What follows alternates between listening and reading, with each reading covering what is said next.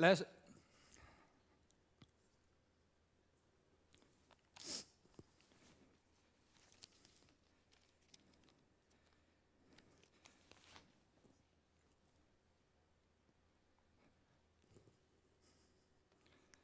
Most of you just labeled me as a speaker who lost his mind.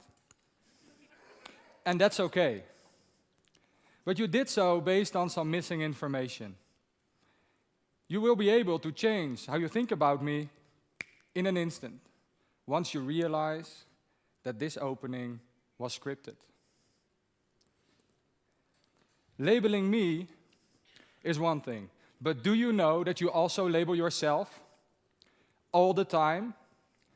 And by doing so, you limit your possibilities, your talent, and your potential. And I've been there.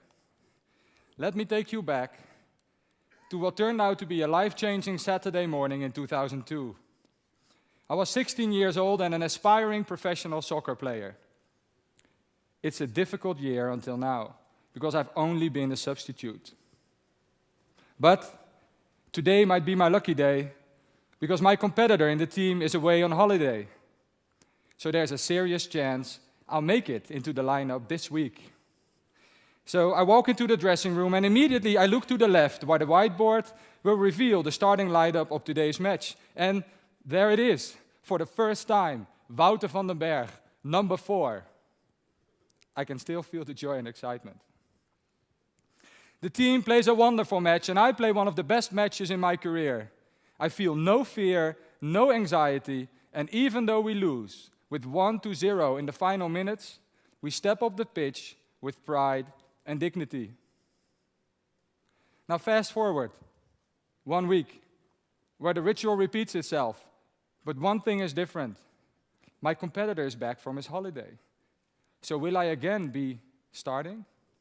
I rush into the dressing room and again I look to the left and my name is again on the board. Number 4, I made it. Maybe this year is going to be my year after all. So I sit down as the coach starts with his pre-match talk, and then it happens. He says, "You might be wondering why Wouter is starting again this week, because it's obviously not because he's such a good football player." Ouch.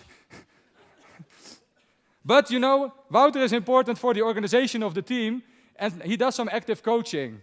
So that's why he's starting. We need that. Being an optimist, I focus on the latter compliment.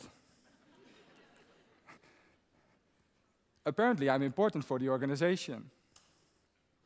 So that match, I scream my lungs out.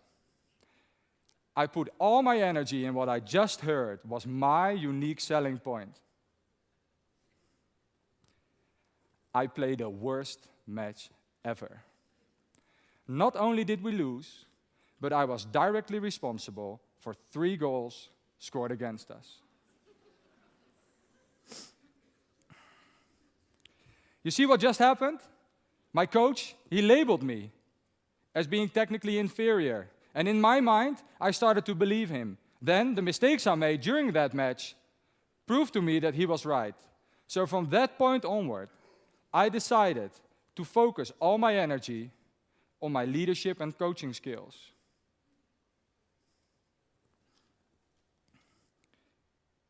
Isn't that interesting, how that works? One single remark by a person I trusted and respected deeply transformed my self-image in an instant. I hid away my potential in a secret compartment in the back of my brain, inaccessible for future use.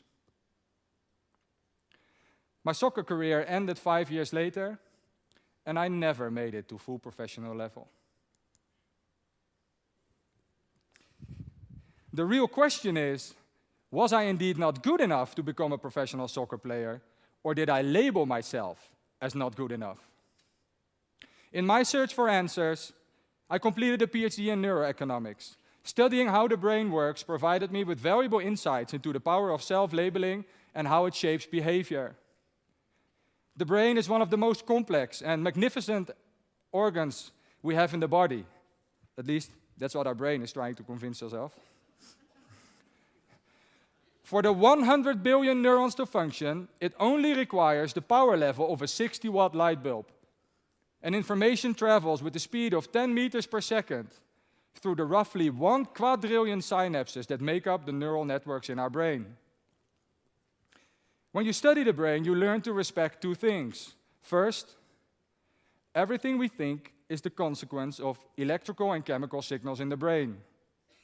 Second, when the brain processes information, it does so mostly subconsciously, using labels.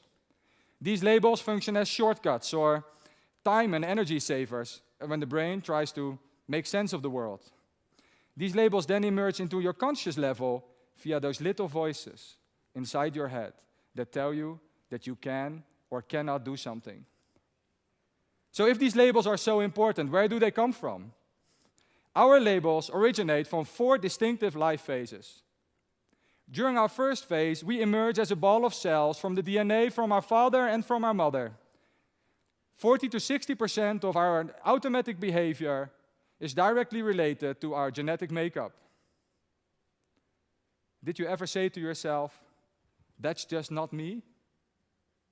That's the typical phase 1 label. I myself, when I studied my DNA, found my first phase label. In my DNA, there's a predisposition for being inflexible. I'll explain how that changes my thinking on a daily basis with the following example. Since our organization is growing, we needed to move to a bigger office. I don't like that kind of change. So I was the last one to accept. But now that we are in the new office, I'm actually the first one who really feels comfortable. The label in my brain overvalues the current state of the world so that I try to hold on to it. It hampers my decision making, and knowing that this label exists gives me the power to choose to ignore that label and be more decisive. During the second phase, which arises during our early upbringing, our primary caretakers shape the way we feel and think about ourselves and about others. Are you the one that reads every email, every blog post, and every proposal before it leaves the office? Because other people can't be trusted, right? There's your second phase label. Third, we develop our personality with the help of our friends and family and our early life experience. Our personality shapes our individuality and shapes our personal preferences. I, for instance, am highly intrigued by solving complex problems, always trying to find a better solution for the problem at hand. And if it were up to me, we would never release any of the new products we develop, but stay stuck in a constant cycle of innovation, improvement, and fine-tuning. There you have it, my third phase label. We can make it even better.